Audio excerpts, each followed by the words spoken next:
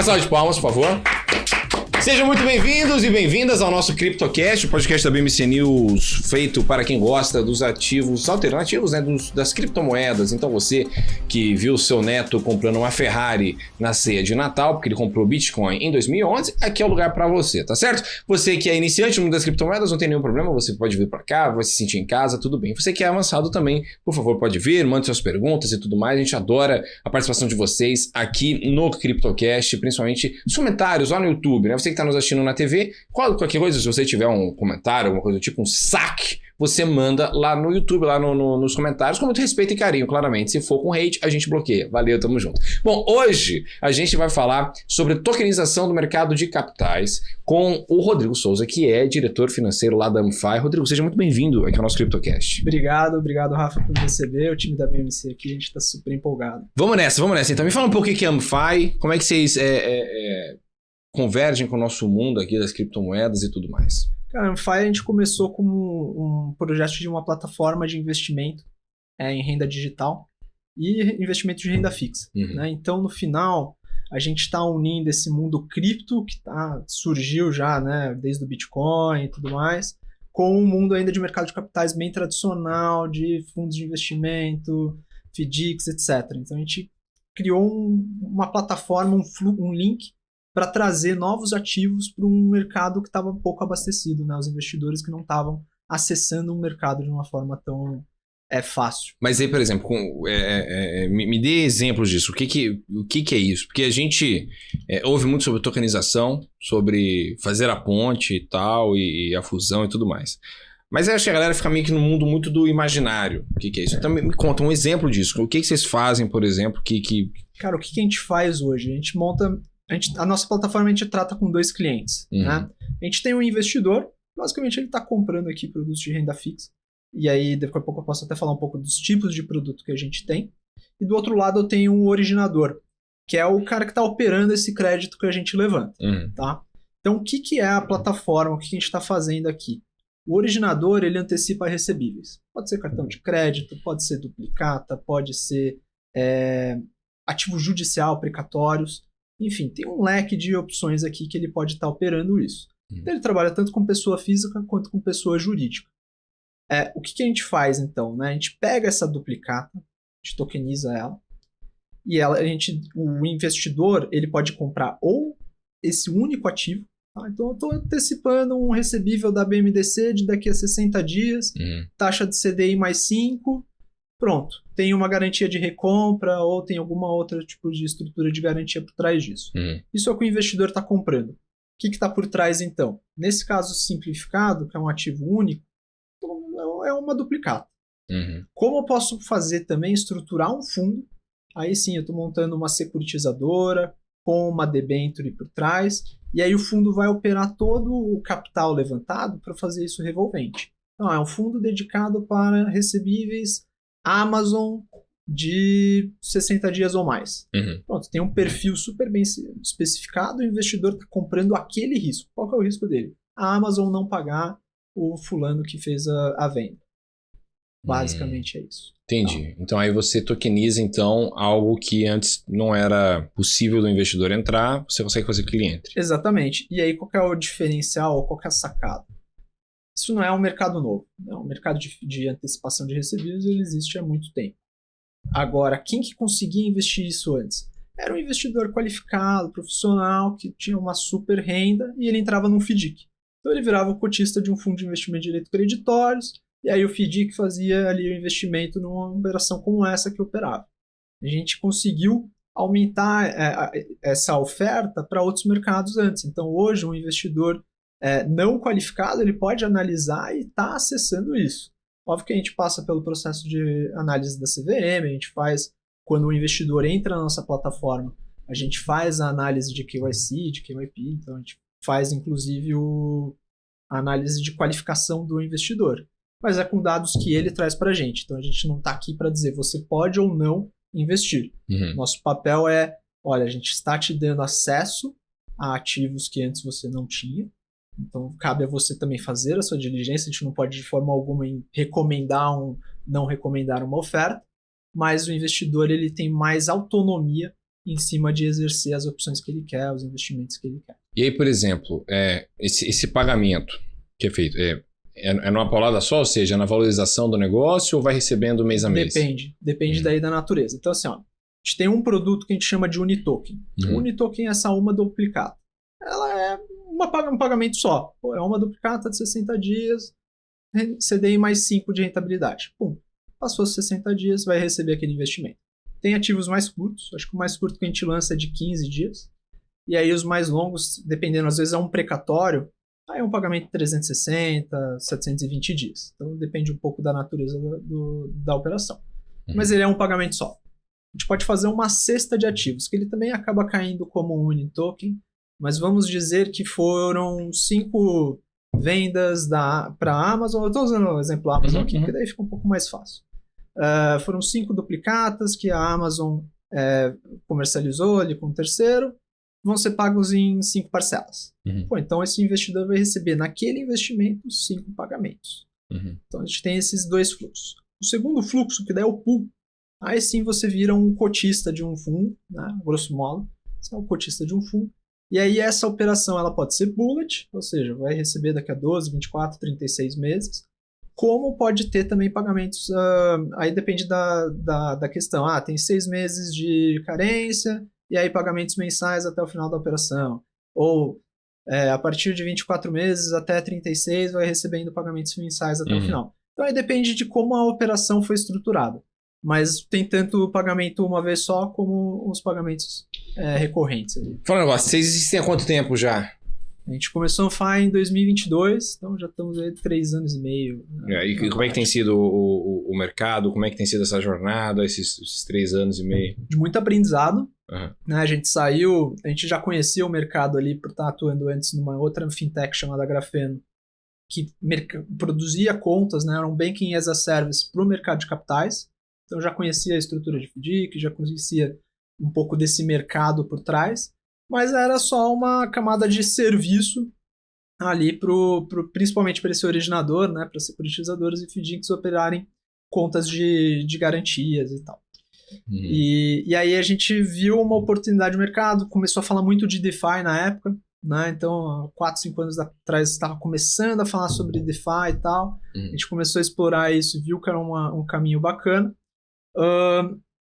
No meio do caminho, ajudando, né, a CVM começa a falar mais sobre plataformas de investimento, a aderir, inclusive ajustar a normativa da CVM 88, que é para investimentos de crowdfunding, para que empresas como a nossa, de tokenização, possam estar ofertando esses produtos de uma maneira mais regulada, até sair uma normativa específica, que é o que hoje a gente atua ali até com parceiros como a Btoken, para ir para uma regulação específica.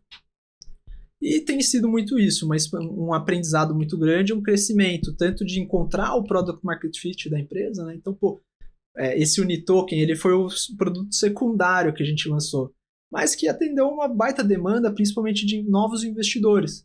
Né? Então, um produto para quem não conhece a plataforma, para quem não conhece tão bem o mercado, como experimentar com um risco mais baixo, um prazo mais curto, e a partir disso ir aumentando sua carteira, aumentando seu portfólio e explorando novos produtos. Né? Então, tanto a Anfi quanto até o investidor que está na jornada com a gente está tendo essa evolução conjunta, a gente está aprendendo junto de certas formas. A Anfi com a regulação e o investidor com essa nova classe de ativo e como que eu me desenvolvo, como que eu aumento o meu capital, né? Aumento o meu investimento, controlando o meu risco, aprendendo mais sobre o mercado, aprendendo mais sobre investimento. Acho que isso é um ponto muito importante para a gente, né? A transparência é uma das coisas chaves da plataforma. Até assim, o FDIC, ele tem todos os regulamentos dele, ele tem todos os relatórios, mas o acesso a essa informação é mais limitado. A gente tem uma plataforma que real time você consegue ver a performance da operação, quantos por cento ela tem de inadimplência, quantos por cento ela tem de concentração num pagador ou num tomador. Tudo isso é real time, algo que o mercado tradicional não tem, ou até está caminhando para esse caminho. A gente já está lá. Então, a gente vê isso como uma oportunidade e também tipo, como o aprendizado do investidor, né? Ele entra com R$1.000 às vezes, aí ele vai evoluindo, como que ele chega em 100, 200, 1 milhão, enfim, depende do potencial dele, é lógico, mas esse desenvolvimento é conjunto. E a Anfy também, poxa, conforme a regulação vai crescendo, vai evoluindo, vai se ajustando, como que a gente vai encaixando ali o produto e diversificando. E, por exemplo, hoje você diria que quão importante é o mundo da criptomoeda no teu negócio? Hoje ele é importante nessa visão da tokenização. Né? Então hoje, o que a gente mais consome? Hoje a gente consome a tokenização, que é o quê? Pegar todos esses ativos, que é o lastro das operações, botar elas num ledger, e aí a gente usa a Polygon como a rede que a gente está integrado, e aí, pô, isso via real time. Então como que a gente produz informações real-time para o nosso mercado, tanto dos investidores quanto os originadores, através da tokenização. A longo prazo, o que a gente vê? É o caminho que a gente está indo agora, inclusive, é a globalização. Então, como que eu oferto produtos risco de duplicatas aqui do Brasil para um investidor estrangeiro, né? E aí, isso é a chave. Então, a gente começou já desde sempre como uma empresa cripto. Em alguns momentos, tem um investidor cripto raiz, né, que fala, não, eu só vou comprar cripto. Ele olha a Anfy e ele fala, não, essa daqui não é uma empresa cripto. E eu não discordo 100% dele. Mas hoje a gente é uma empresa de mercado de capitais que usa o cripto como um mecanismo, como uma tecnologia para ofertar produtos. No segundo momento, além disso, a gente ter a nossa moeda digital para que um estrangeiro possa adquirir ela, ou até mesmo o mercado local, né?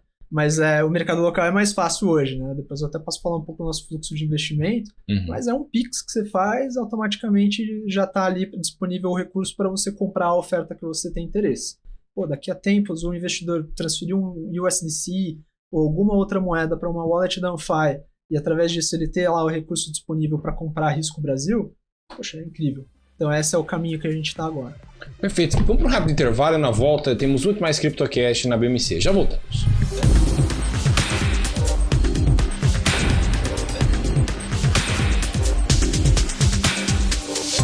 Estamos de volta com o nosso CryptoCast dessa semana, um papo muito bacana com o Rodrigo Souza lá da Anfy. Esse tipo de programa, inclusive, é muito legal porque a gente consegue ampliar um pouco o escopo de cripto. Porque a gente fala muito aqui sobre cripto dia a dia, sobre Bitcoin, Ethereum, a tese, tudo mais. Só que a gente pode aqui no CryptoCast abrir espaços para poder entender sobre negócios que estão dentro do mundo das criptomoedas. Pra gente conseguir até mesmo respirar, porque cripto é aquela coisa, a gente ficar também muito factualizado dia a dia, a gente vai morrer, né, cara? Não tem jeito. Não, e o próprio Bitcoin, ele veio de uma visão de, cara, um ativo da econômica. Cara, sem olhar a longo prazo, não tem jeito. Me fala um pouco um negócio. Seu passado, de onde você veio? O Globo Repórter aqui. BMC Repórter dessa semana. Desculpa. Tranquilo. Censura isso, PH. Cara, eu sou aqui de São Paulo, mas eu cresci em Curitiba. Mas você é nascido aqui? Sou nascido em São Paulo. Você foi pra em Curitiba quando? Fui pra Curitiba, eu tinha 10 anos de idade. 10 anos. Você era de qual bairro aqui em São Paulo? Aqui eu morava em Pirituba, Lapa, tava aqui. Conheço Pirituba, hein? Pirituba City, longe pra caramba. Você que não é de São Paulo e quer saber onde é que é Pirituba, pegue o bairro mais distante da sua cidade. O mais distante. O mais distante.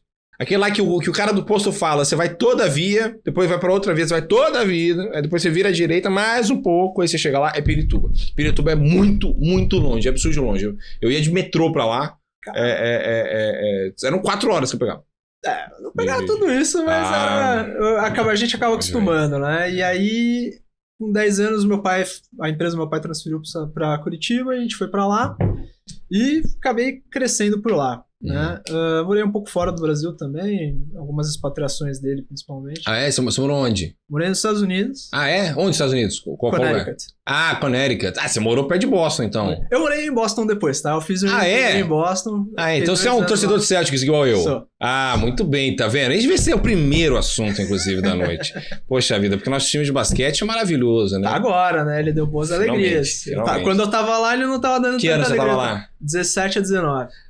Então você tava na época das Ayatomas. Exatamente, tava na transição pro que virou agora essa grande franquia. O teu craque era o Jay Crowder, era os caras... Cara, tava chegando, o Hayward tinha acabado de chegar. Nossa, eu lembro exatamente. Eu tinha um wallpaper do Hayward, inclusive. Pra você que não sabe nada de basquete, a gente tá falando grego pra você. Inclusive, o Rodrigo é o terceiro fã do Celtics que vem aqui. Porque eu, obviamente, sou o primeiro, porque eu fundei o programa. O Luiz Pedro, da Nord Research, grande amigo meu. Inclusive, a gente virou amigo antes por causa do Celtics, depois por causa do mercado financeiro. Eu não sabia quem era quem, até o momento que falou, que coisa, porque a gente era do Celtics Brasil, que é o blog. Legal. E agora você. Você que não sabe que a gente tá falando sobre Gordon Hayward, essas coisas todas. Se você não gosta disso, você que está no YouTube, pule 10 segundos. Você que tá na TV, sinto muito. O que acontece? O Boston Celtics é a franquia mais tradicional da NBA. Então, o Celtics está em protagonismo desde os anos 50. Você tem lá o Bill Russell, que ganhou 11 títulos, que foi o primeiro atleta negro, inclusive, a ganhar um título na NBA. O Celtics draftou o primeiro atleta negro, depois o primeiro técnico negro, o primeiro quinteto negro, enfim. O Celtics foi rompendo barreiras ao longo do tempo.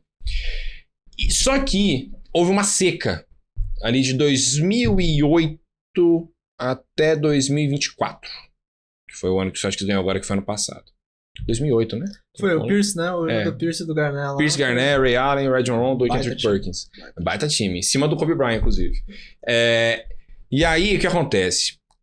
Houve um momento de milagre no Celtics. E todo mundo olhou e falou assim, nossa, agora vai.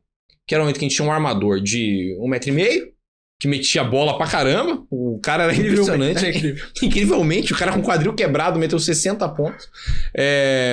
E um cara que era o Gordon Hayward, que era estrela do Utah Jazz na época, que era um time ruim. O Utah Jazz é um time que nunca teve muita relevância. A relevância deles foi perder pro Michael Jordan. E que Gordon Hayward chega em Boston. Era a contratação do ano. Com 1 minuto de jogo, ele tem a lesão mais feia da história da NBA. Que ele pula, não, inacreditável, você acha que é azarado, e quebra a canela dele. Não vejam essa cena, é horrível, mas isso aí aconteceu com o Celtics e aí postergou. Você chorou nesse dia? Você ficou triste? Eu fiquei triste. Cara, eu fiquei triste, óbvio, né? Mas aquelas coisas loucas que você vê, não querendo mudar o escopo, mas também... Podemos mudar aqui, o CryptoCast é isso aí, cara. Ver o trade de Luka Doncic esse ano foi algo espetacular. Nossa. E por mais que eu não goste do Lakers, eu parei pra assistir o primeiro jogo, porque, cara, tipo, foi o trade mais louco da vida. Né? Mas, enfim. O Lakers realmente, a história inteira é assim, o Celtics tendo que draftar jogador, trazer jogador do zero, e aí do nada... O Lakers vai lá e pega 5 estrelas, todo mundo... Tudo que todo mundo quer pra Los Angeles, entendeu? Los Angeles é legal pra caramba, é praia, é calor, é todo mundo bem... Boston é menos 20 graus no inverno, Boston faz 40 graus no verão. Mas... como é que é morar em Boston? Você gostou de morar em Boston? Puta, eu adorei. É incrível, baita cidade, super limpa, super organizada. Você tinha o Patriots, pelo menos, nessa época, né? Você assistiu o Tom Brady no Gillette Stadium? Eu peguei quartas de finais no Gillette Stadium contra o Tennessee Titans no ano que foi campeão, foi jogaço. Foi o dia que eu quase passei frio na minha vida, porque era tipo assim, 10 de janeiro, tava menos 10 graus, 15 graus, e cara, você é brasileiro, você tá morando lá, você fui bem agasalhado, mas eu não fui agasalhado como a galera que manja o que é ir num jogo. Então tinha gente que tinha levado cobertor, tinha gente que tava com roupa de esqui e tal, e tava eu lá, tipo, todo encapotado. O pessoal leva cobertor, né? Juro por Deus, leva cobertor. Eu comecei a ver no estacionamento, assim, que eu vi a galera com coberta e tal, falei, cara, acho que eu me danei. Não é só cobertor, é 5 casacos, cobertor, exato, é um frio inacreditável. Batia um vento, assim, ó, eu tomei uma cerveja, falei que tomei uma cerveja e só café. Qual foi o máximo de frio que você pegou lá? Peguei isso, menos 20, cara. Menos 20? Menos 20 e pouco. O máximo de frio que eu já peguei foi menos 20 em Nova York. Só que o problema é o vento, não é o frio, né? Exatamente. Bom. E o Tom Brady, inclusive, que tem tudo a ver com esse programa. Porque o Tom Brady foi garoto propaganda da FTX, que faliu, né? Enfim. As coisas acontecem. E a gente fez a Unfy assim, bem na hora que a gente tava montando a Unfy, FTX vai pro saco. Pois cara. Foi na época que a FTX foi pro saco que vocês criaram? A gente tava já... A gente começou em 2022, né? Então, assim, a FTX, o caos da FTX foi o quê? 2023? Ajuda os universitários. 22 já. Então, assim, a gente começou o projeto no inverno cripto ali, passando por todo esse caos. Aí você lembrou que você já passou menos 20 já de frio? Você falou assim, inverno cripto pra mim é nada. Eu já peguei frio pior. Já sofremos mais. Porra, então, que coisa. E foi aí, uma marolinha. Uma marolinha. E aí me conta, você morou em Boston, Aí, feliz a vida lá com o Tom Brady, triste com o Boston Celtics e tudo mais. Calibrando. Agora inverteu. Agora o Celtics tá super bom, o Patriots dá muita dor de cabeça. Mas tá melhorando, tá melhorando. Tá melhorando. Esse ano eu tenho... Mike Vrabel. Exatamente. Aqui é o BMG Sports Club. Só, virou esse podcast aqui maravilhoso. Inverteu a pauta já. Não, tudo bem, é que eu gosto muito desse assunto. Mas, me conta, aí você mora em Boston. Moro em Boston, faço um MBA em Babson, que é uma escola bem voltada para empreendedorismo. E aí, um passo para trás, né? Eu me formei em administração e comecei na indústria. Então, eu fui estagiário na antiga Kraft Foods, hoje ela é conhecida como Mondelez. Inclusive, eu entrei na Kraft e saí da Mondelez. E aí, disso, eu entro na Ambev.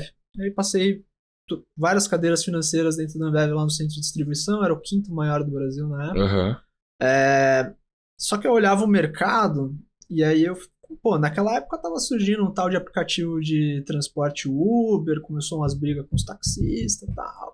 Aí, tipo, teus amigos ali, tem um cartão aqui, tipo, você precisa ser convidado e tal. Passa a ser o tal do Nubank. E eu comecei a ver essa inovação no mercado. Falei, cara, tem algo muito legal aqui e a indústria não é tudo, né? Curitiba tem muita empresa, muita indústria lá, Renault tá lá. Isso tava tudo em Curitiba? Tudo em Curitiba.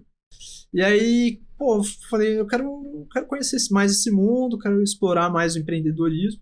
Encontrei Babson, que é uma baita escola, e fui morar 2 anos lá. Então, saí da Ambev, fiz ali um preparatório para me mudar, me mudei em julho de 2017, e em junho de 2019 eu volto para o Brasil. Concluí curso e tal, e aí comecei a olhar mercado de startups, mercado de... Aí eu estava bem aberto a startups ainda, não estava tão nichado em fintechs, mas eu conheci quem hoje é meu sócio, o Paulo e o João. Na época eles estavam com a Grafeno, que era esse Banking as a Service para o mercado de capitais, e eles precisavam de alguém para tocar o financeiro, para construir a área financeira dentro da empresa. Então fui uma das primeiras contratações lá e tal. E aí a gente começou esse projeto, aí eu entro no mercado de capitais, aí eu começo a falar de FDIC, securitizadora, de IP, IF e tudo mais, e tal. Então, de Boston, eu faço uma transição de carreira, bem, não na área, né, especificamente, mas de segmentos que eu atuo. E em 2022 a gente fala, vamos começar a Unfy, né? Então a gente faz uma saída organizada da Grafeno, vai contratar as novas lideranças, a gente faz todo um novo time de executivo dentro da Grafeno, a gente faz a transição, e aí eu assumo na Unfy aqui como sócio também e fundador. Perfeito. E aí, por exemplo, disso tudo, por que você olhou, por exemplo, para a lógica de tokenização como... Porque você falou, poxa, a gente teve lá o cartão, tal, que tem que ser chamado. Você tem lá o Uber, que estava brigando com os taxistas na época, e você já via que tinha uma movimentação. Por que tokenização, o lado que você falou assim, aqui é onde eu vou colocar meu cavalo? Putz, a gente estava olhando o mercado e vendo o DeFi, principalmente, muito forte, né? Tudo 4 anos, 3 anos atrás, falava muito de DeFi, vamos descentralizar o mercado e tal. A gente até fugiu do DeFi, né? A gente nem fala tanto de DeFi hoje em dia, porque bem ou mal vão ter instituições, vão ter centralizadores dentro do processo. É inevitável isso.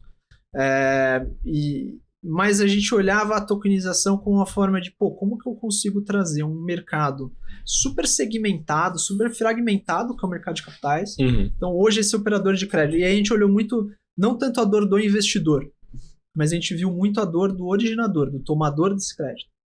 Para ele começar a operar, ele precisa passar por junta comercial, ele precisa passar por Banco Central, ele precisa passar por CVM.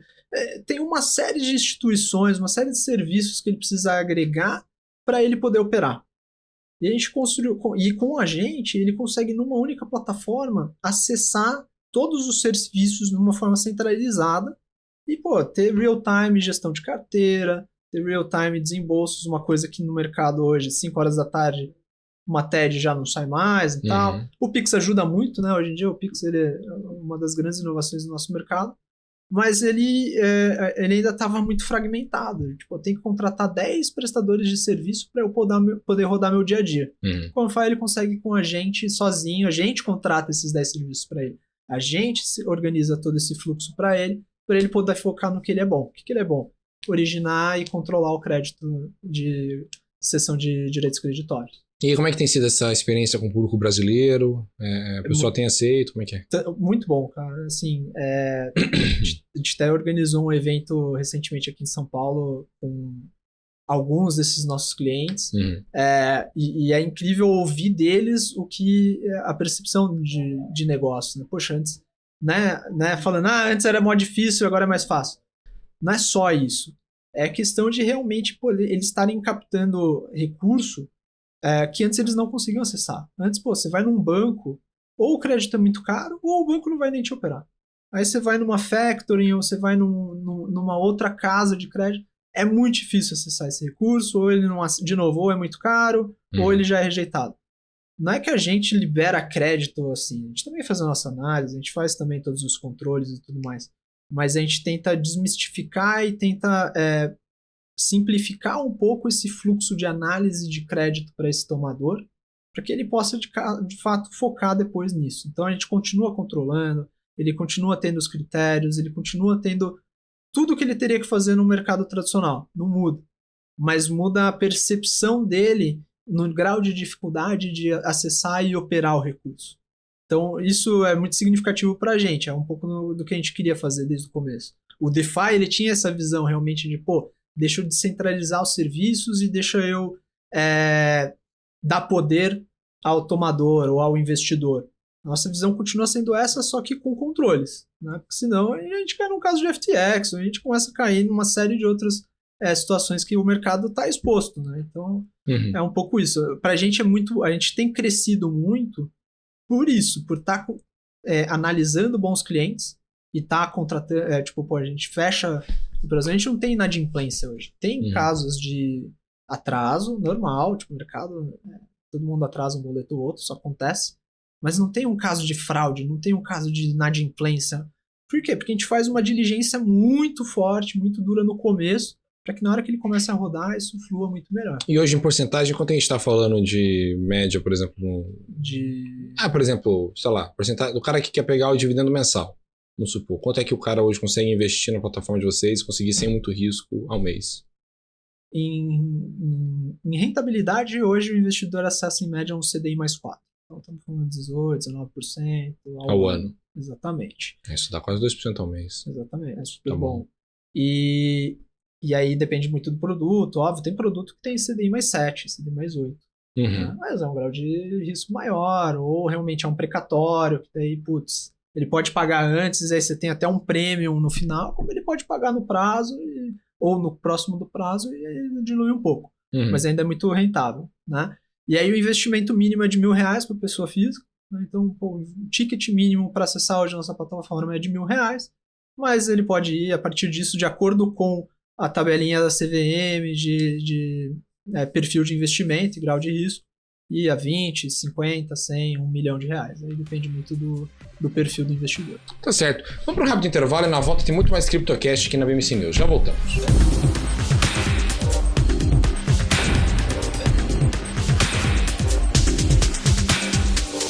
Estamos de volta no nosso CryptoCast da BMC News desta semana. Um papo muito bacana com o Rodrigo Souza, lá da Amfi. Me fala um negócio.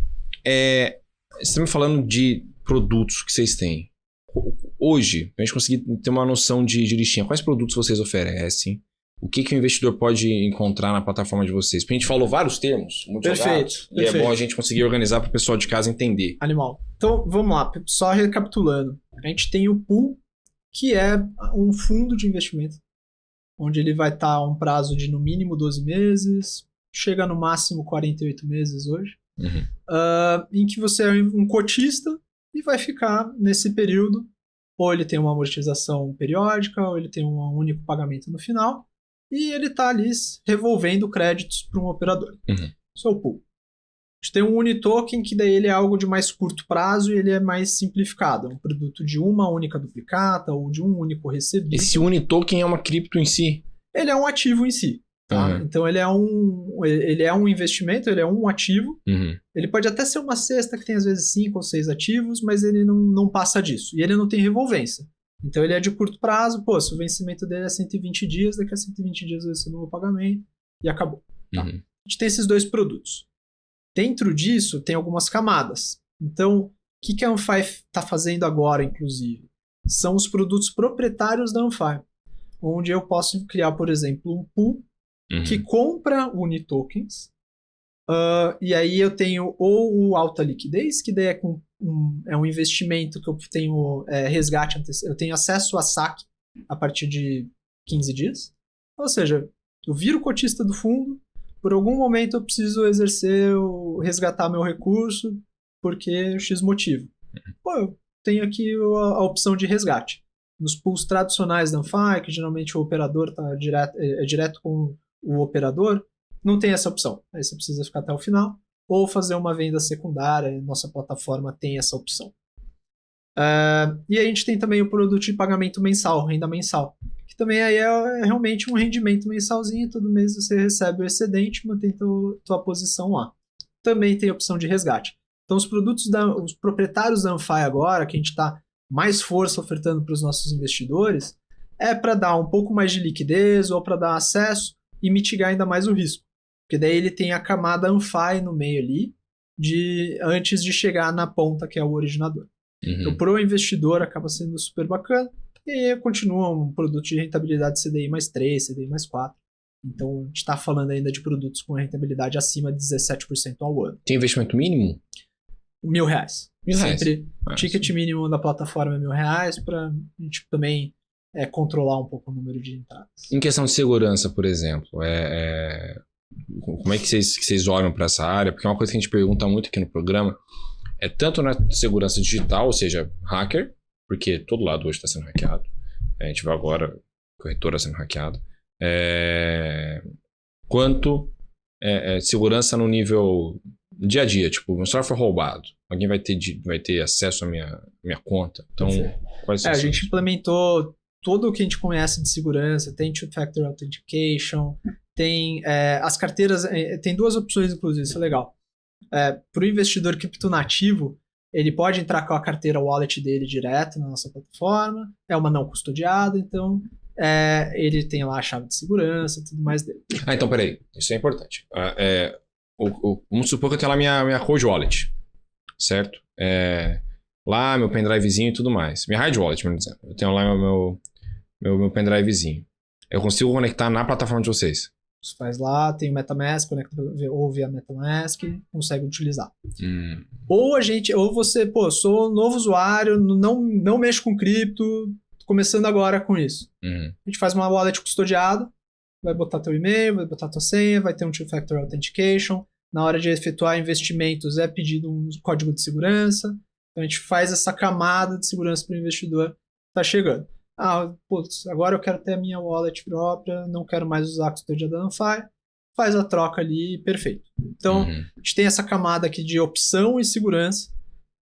E além disso, toda a chain, a gente tem as auditorias, diligências ali para manter a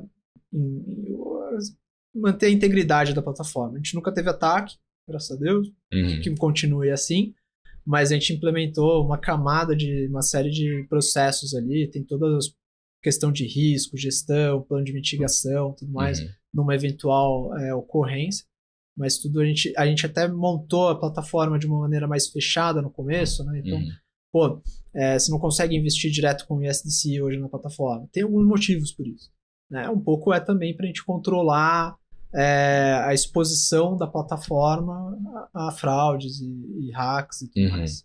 E, por exemplo, vamos supor que eu fui assaltado, roubado, meu celular foi levado. Tem alguma maneira de eu conseguir bloquear esse acesso do bandido para ele não pegar a minha grana que está lá? Tem. Primeiro que geralmente a grana está aplicada, né? Então, assim, os nossos investidores... Não vale a pena se tu deixar teu dinheiro parado na carteira. O foco é sempre estar comprando produtos e tal. Então, ali já é uma boa camada. Tem gente que até gosta de aplicar e, às vezes, deixar o recurso parado na carteira porque não tem um aplicativo.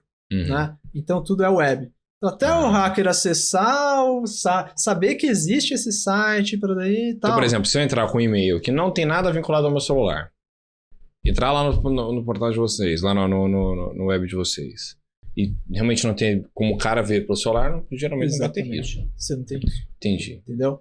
Então tem isso. E outra é realmente, pô, tive meu celular, lá dentro tem meu login e senha, não sei o que e tal. Pô, se assina o Me Ajuda, eu assino o Compliance on Fire. A gente na hora bloqueia o acesso, faz um reset de senha, ou você mesmo já pode pegar, fazer quero recriar minha senha aqui e tal, e rapidamente a gente já corrige. Entendi. Então tem essa segurança por trás também. Então o cara chega em casa, ele já consegue... Exatamente, ele rapidinho já consegue resolver isso. Bom. E ele nem precisa acionar a gente diretamente, só de falar, eu quero recriar minha senha aqui, pronto. Automaticamente vai recriar tudo e aí ele toma controle de novo da situação. E geralmente o prazo de resgate é D mais alguma coisa, né? Exatamente. Os produtos de alta liquidez que a gente estava falando aqui, o resgate é de D mais 15, o mais rápido. Mas é o que recebe o mensal, o dividendo. E aí o que recebe o mensal... o mensal ele tá recebendo só o dividendo, então, enfim, tá preso lá o outro, mas ele também recebe em 60 dias. D mais 60. Exatamente. É um prazo mais longo porque é um produto mais longo também. Mas tranquilo, porque Exatamente. Se quiserem mexer nesse dinheiro, não tem como mexer. E a gente criou o mercado on-fi, que é como se fosse um secundário. Então, pô, você ainda consegue, às vezes, pô, tô num produto investido que não tem resgate antecipado. Mas eu posso ofertar parte ou toda a minha posição desse produto e alguém que estiver interessado vai lá e compra. Então, como é que é isso? Peraí, deixa eu entender. Eu tenho lá, supor, R$1 milhão. Tenho R$1 milhão em, sei lá... Produto A. Sei lá, precatório, não sei. Perfeito. Aí, porque eu gosto de receber lá meu dividendinho mensal de 2% ao mês, ou seja, R$20 mil. Tá lindo. E aí, o que eu posso fazer nesse mês? Você pode pegar e botar a tua posição no mercado on-fi. Ou seja, eu falo, olha, eu tenho aqui R$1 milhão, mas eu quero sair da operação. Por X motivo. Mas ainda tá preso lá. Ainda tá preso lá. E o que acontece? Precisa de alguém que tenha interesse em comprar esse teu ativo. Certo.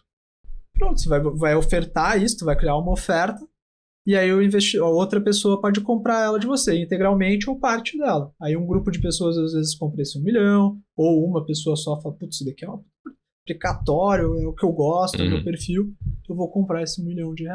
Aí ele paga esse R$1 milhão, eu vendo a minha posição. Como você fez a oferta, a Anfai cobra um FII ali não é financiar, mas de facilitar essa tua transição. E pronto, você ainda tem o rendimento daquele período, importante, né? Então, pô, fiquei um ano com a carteira, minha posição hoje vale isso. É isso que você está botando, esse é o teu preço de venda, e aí o investidor pega o resto da curva. Então ele entra já naquele momento e aí ela vai acurando juros para frente. E aí, por exemplo, eu não tenho mais, obviamente, o dividendo mensal que vai pingar ali todo mês. Exatamente. Correto? Se você vendeu integralmente a tua posição, sim. Agora, posso vender 50% se eu quiser. Pode vender 50%. Aí eu ganho 50% de dividendo mensal e o resto você já antecipou. É um resgate antecipado, mas ele depende. Isso é permitido pela CVM?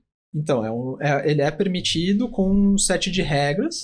Por isso que até a gente não pode falar que é um mercado secundário, porque ele é um mercado que tá ali, ele facilita, mas tem uma série de regras ali, umas tecnicalidades. Mas aí pode... Mas a gente pode. Entendi. Não, muito bom. E, por exemplo, regras de FGC, de seguro de risco, também tem isso? Depende do produto. Aí depende um pouco do produto. Cada produto tem uma regra específica. Mas existe produto que tem? Existe. Ah, muito bom.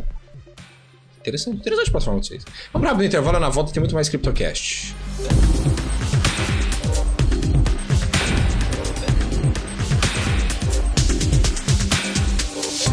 Estamos de volta no nosso CryptoCast dessa semana, um papo muito bacana com o Rodrigo lá da Amify. A gente está falando muito sobre o universo cripto, o universo de tokenização de mercado de capitais, falamos sobre Boston, falamos sobre Celtics. Fala, inclusive, você falou para mim no break que esse não foi o lugar mais exótico que você já morou. Por que você morou em lugares exóticos mesmo? Cara, meu pai era transferido, né? Então ele fez algumas expatriações e uma delas foi para Venezuela. Você morou na Venezuela? Venezuela de 2005 a 2007. Como é que foi isso, cara? Muito louco. Mas muito legal também. Isso era Hugo Chávez? Cheguei lá no governo Chávez e eu estava lá quando ele fez o terceiro o golpe de governo que mudou a Constituição para ele ter direito ao terceiro governo. Então, inclusive, foi muito louco porque, cara, Caracas, né? Eu morei em Caracas, uma cidade muito bonita. Ela é um vale, assim. Pô, a Venezuela tá num clima espetacular, com o ano inteiro é 24 graus, e você só tem chuva e seca. Então, Pô, tem umas praias maravilhosas ao redor. Tipo, é muito legal. Eu realmente gostei. Caracas é legal. É legal. Dá pra vender tudo aqui lá pra uma mansão. Não diria isso. Muito menos agora. Agora mas na época... E assim, eu morava numa bolha, bem mal, vivia numa bolha, né? Tipo, você tá estrangeiro, morando no país, tem acesso a um mundo diferente. Mas foi muito bom. Agora, cara, teve lá, o governo pegou e aprovou o 3º mandato do Chaves. Quando o Chaves fez o 2º mandato, eu não morava lá ainda, ele meteu tanque de guerra nas ruas, fez desfile de aviões e tal. Tipo, foi um negócio meio louco. Mas pra quê? Pra mostrar poder? Cara, mostrar poder. Mostrar poder. E aí, quando teve esse 3º mandato, nas eleições, tinha um risco dele perder a eleição em si. Igual toda eleição na Venezuela, ele sem rir, por algum motivo. Exatamente. Mesmo com a aprovação de 85%. E o Cárdenas, né, que era o concorrente, ele tinha, estava bem pautado ali nas enquetes. Então, a empresa pegou e mandou os expatriados tudo pra fora da Venezuela. Falou, cara, ó, as eleições tipo dia... Eu lembro que era final de ano, tipo 20 de dezembro, 10 de dezembro, alguma coisa assim.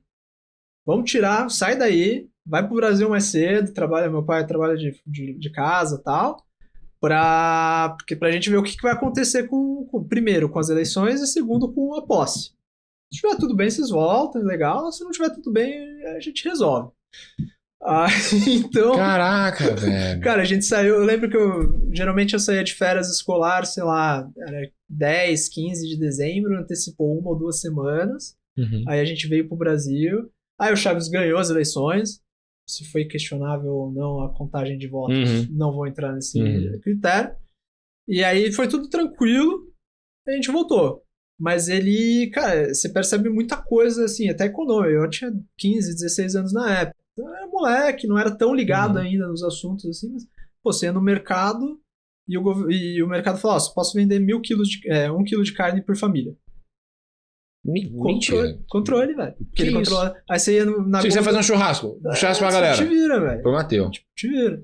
Ah, pô, você vai no mercado e não tem papel higiênico às vezes. Não é que faltou produção, não. É que o governo, pra controlar preço, pra controlar a oferta, ele bloqueava. Caraca. Então, assim, você vê umas coisas muito loucas, assim, tipo, foi muito legal, mas vivenciei umas coisas assim que você falou, cara, tipo, eu vi isso acontecer. Aí eu fui embora, logo depois eu fui embora, aí eu fui morar no México, depois de um tempo... Isso, o que tu pai trabalhava, meu? Que ele vai pra Venezuela, Boston, México, São Paulo, Curitiba, Pirituba, cara... Pô, pelo amor de Deus. Ele trabalhou 20 anos ele começou na Philip Morris, na Kibon, na verdade.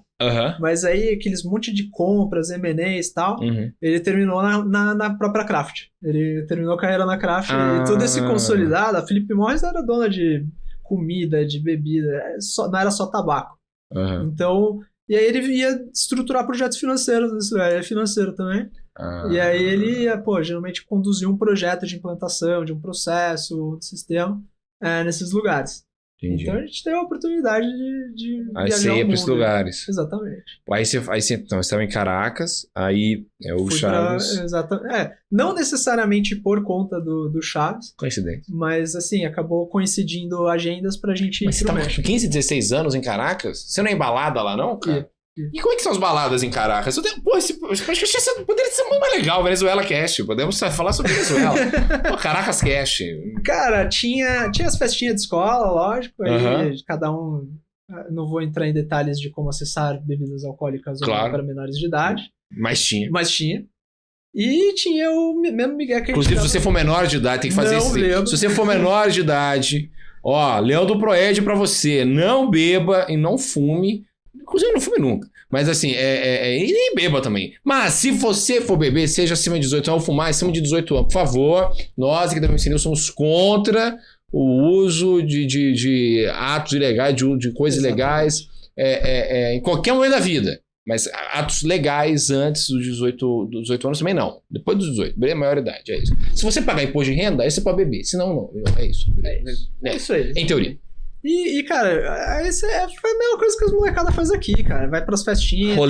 Rolê, tem as baladinhas, aí você dava um migué. Eu sou estrangeiro, tá, mostra o passaporte. Maluco, você acha que eu vou andar com meu passaporte 11 horas da noite na rua? Claro, Aí- mas também que assim, para entrar. Não façam isso, inclusive, que se você estiver Eu assistindo a nunca gente. tive identidade falsa, que eu Jamais. posso confirmar com câmeras, não tem Nando nunca. jamais teve. Mas- Isso era só na lábia. Mas na lábia a gente Na lábia. dava um- E é outra época também, Hugo Chaves, isso a gente. Ele era calminho. Ele era tranquilo.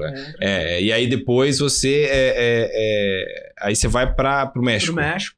Aí termina o colegial no México. Nossa, cara. Porra, você passou por uns 8 escolas diferentes. Acho que foram umas 10 ao todo. Contando Brasil e tal, me mudei bastante. Caraca, cara. Mas foi, cara, assim, aprendi inglês com 11 anos de idade, Claro. eu tinha nível de inglês fluente. Com 17 eu falava inglês e espanhol.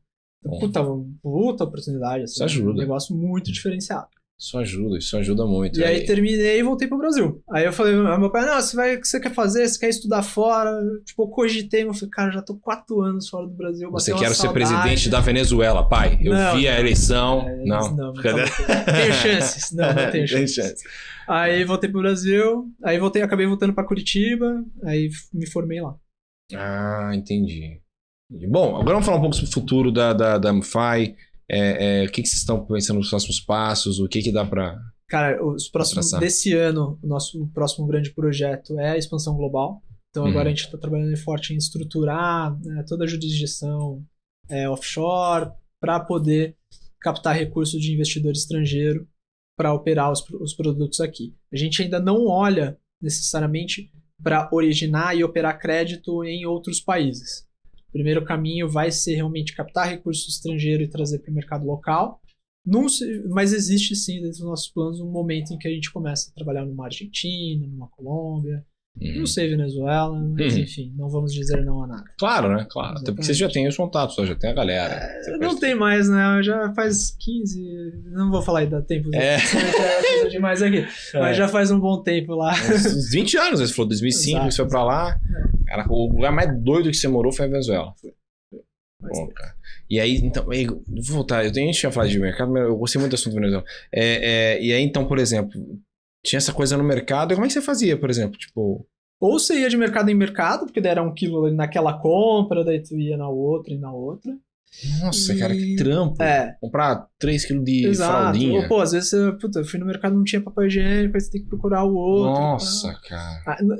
Eu ouvi relatos, aí eu já tinha... Porque isso foi bem no final já. Isso daí já foi, assim, os últimos meses antes de eu ir pro México. Então, mas gente que ficou mais tempo, tinha quase que um escambo, inclusive, assim, as famílias, amigas e tal. Às vezes, tipo, meu, então consegui papel, você tem não sei o quê? Então vamos fazer um bem bolado aí.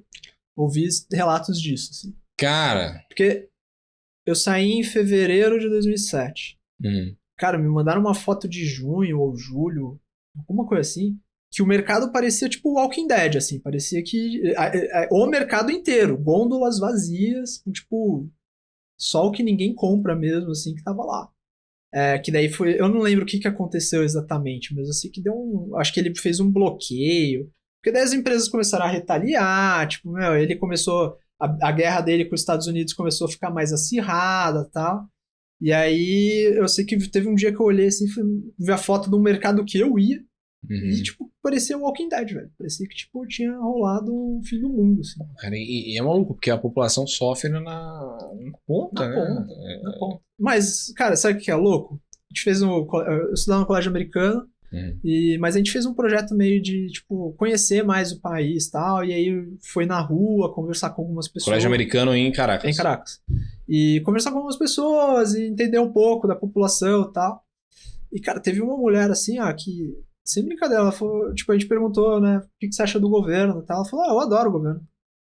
Mas por quê? E ela tava, uma pessoa super humilde. Ela falou, cara, antes do Chaves eu não sabia ler nem escrever, hoje eu já consigo escrever meu nome, porque ele conseguiu uma escolinha XPTO pra gente se educar. É o governo populista, que tipo, entrega um pouquinho ali, e ele vai tendo esse apelo, né, da população. E o chavismo lá é muito forte, né? O chavismo, como em Cuba lá, o partido Fidel também, tem essa pegada socialista e tal, muito forte. Então ele acaba tendo provação, ou ele acaba fazendo umas coisas lá que eu acho que o Maduro... aí é mais um pouco do lado do Maduro ali, de execução.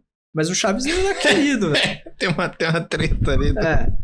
Eu nem vou entrando tanto nos, né? Porque daí, tipo, a gente entra num lado muito político. Total. E tal. Não, mas é uma percepção de quem morou lá. É importante a gente saber disso. Não, as pessoas... Pô, o cara ia encher o tanque do carro com $5. Você encher o tanque do teu carro com... Hoje, né? O dólar como tá R$30. Mas não enche, velho. E o cara enchia, entendeu? Então, assim, essas coisinhas. Falta, mas ele faz numa ponta com a outra, ele vai compensando. Ele vai meio que equilibrando. Ele vai equilibrando e ele vai tendo aprovação popular. Uns amigos meus foram agora pra Cuba, faz, sei lá, nem meio ano. Aí, em dezembro. E eles foram pra Cuba e depois Miami. Havana e Miami. Coisa que muita gente faz, inclusive. O que chamou mais a atenção deles foi o fato das pessoas na rua ficarem pedindo remédio. Remédio. Assim, o senhor pode comprar um remédio? Como assim remédio? E não tem supermercado. E aí é uma parada que aí vem além da lógica política, se é certo, se é errado, enfim, isso aí cada um vai ter sua opinião. Mas é uma parada de que o embargo ele traz consequências muito graves aos países, principalmente da América Latina, né? Venezuela, você acabou de falar. Teve uma evasão, inclusive, assim, depois que isso aí, hoje em dia você vê nas ruas de São Paulo, Curitiba, o Brasil inteiro tem venezuelano, tem gente que tá fugindo. Na época que eu tava lá, muita gente da Colômbia, ali, das cidades fronteiriças com a Venezuela, iam pra Venezuela. Às vezes por um acesso a uma saúde, alguma coisa assim. Claro. E tal. Tinha isso. Agora é o inverso, as pessoas da Venezuela saindo também. Então... Sim. Essas ações, elas talvez o efeito ela não é imediato. Porque o Chaves tinha mais noção do sistema dele do que o Maduro. Eu acho que sim. Aí, opinião, enfim. Claro. Né? E faz tempo que eu não olho a fundo o cenário. Você morou lá faz um tempo. Mas né, na época era um pouco a percepção. O Chaves tinha... eu nunca estive lá com o governo Maduro, né? Eu saí de lá, ainda era o Chaves. Então, ele tinha aprovação, ele conseguia calibrar ali e era descendo a lei dos Estados Unidos, né? Tipo, pô, o capitalismo é do mal, o presidente naquela época era o... 2005, 2006? 2006. Isso não é do Bush 2? Acho que era o Bush 2. Não, porque porque Bush 2 é 2001, que você vê as suas gêmeas que o Dick Cheney, que era o vice-presidente... Então, se a gente tá falando de 2000... Clinton? Não, Clinton antes. Foi pré-Barack. Então ele tava descendo a linha Bush, Barack, Trump, Biden, Trump. Exatamente. Então era o Bush. Bush. Ele ainda atacava muito o Bush e tal. Até porque o Bush era uma marionete do Dick Cheney, todo mundo sabe disso. Mas enfim. Né? Ele também não era o... Não era o cara. Mas... Era um cara muito fácil de negociar também. Exato. Né? Então, foi legal isso, assim. Tipo, uma vez me perguntaram se percebeu inflação. Falei, cara, inflação eu pessoalmente não percebi. Aí, talvez por idade e tal, tipo, você não tinha tanto.